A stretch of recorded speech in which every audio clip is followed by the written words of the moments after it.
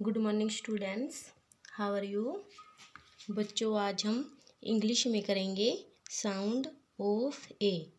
देखो, sound of A, R A T, rat. Rat means क्या होता है? चूहा। आगे है बी ए टी, बैट।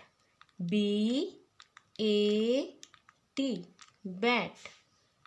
आगे है H A T, hat.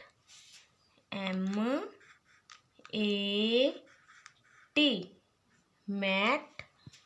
F A N, fan. V A N, van.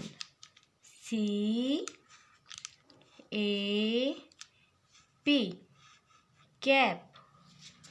T A P, tap. F A T, fat. B A G, bag. Okay बच्चों, तो आपने ये वर्क अपनी फेयर नोटबुक में neat and clean right करना है। Okay, thanks.